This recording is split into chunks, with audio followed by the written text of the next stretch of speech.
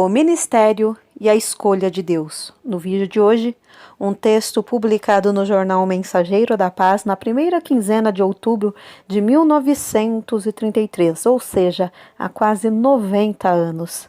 O texto foi escrito pelo pastor Bruno Skolimowski, um cidadão polonês que foi pastor presidente da Assembleia de Deus Ministério do Belém entre os anos de 1939 e 1945. Seja bem-vindo ao Diário Pentecostal Historiando, análise histórica e crítica sobre o movimento pentecostal brasileiro. Se inscreva no canal e siga nossas redes sociais. O povo que não conhece a sua história está condenado a repeti-la. Ele deu uns como apóstolos, outros como profetas, outros como evangelistas, outros como pastores e mestres, tendo em vista o aperfeiçoamento dos santos para o trabalho do ministério, para a edificação do corpo de Cristo. Efésios 4, 11 e 12. Lendo com atenção as palavras acima, compreendemos que Jesus constituiu o ministério da Igreja para crescimento e perfeição da mesma.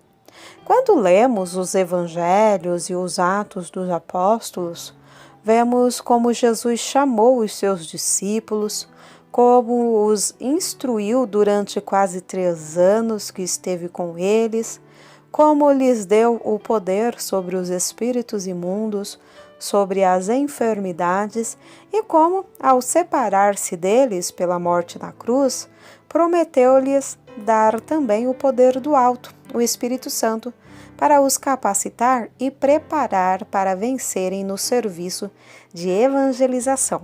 Lucas 24 e 29.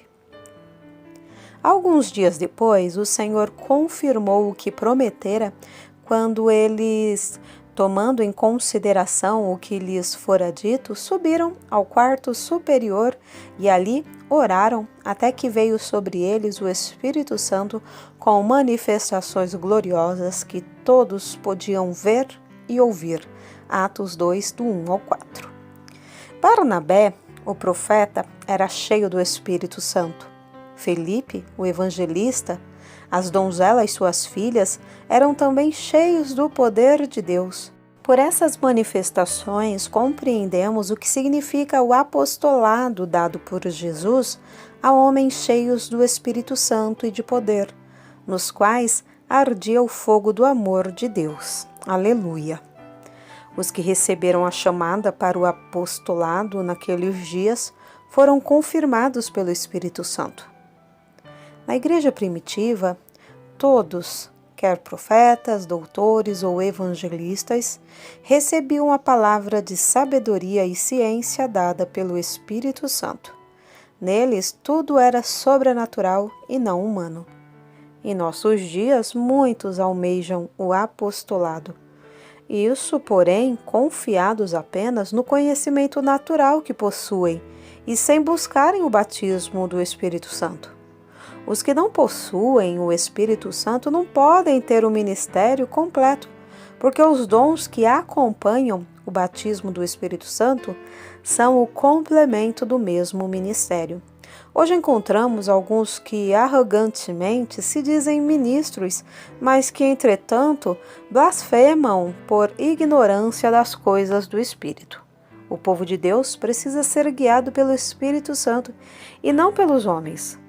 Os homens de Deus, no passado, foram ensinados na escola do Espírito. Moisés, por exemplo, que levou o povo de Israel a grandes vitórias, aprendeu do Senhor todas as coisas.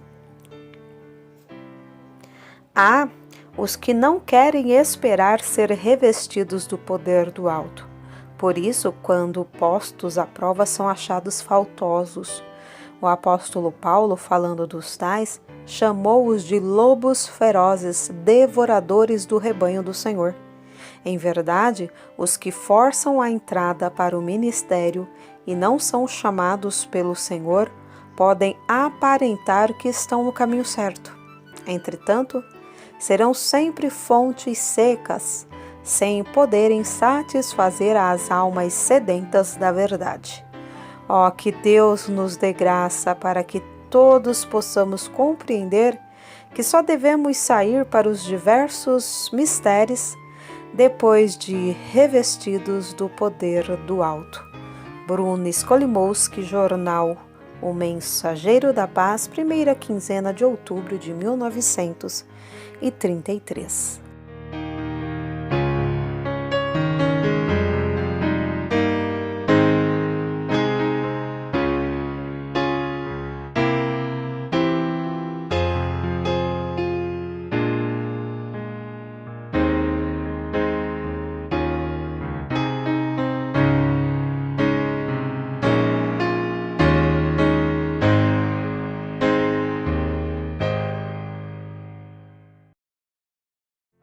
Porque nada podemos contra a verdade, senão pela verdade. Segunda carta aos Coríntios 13:8.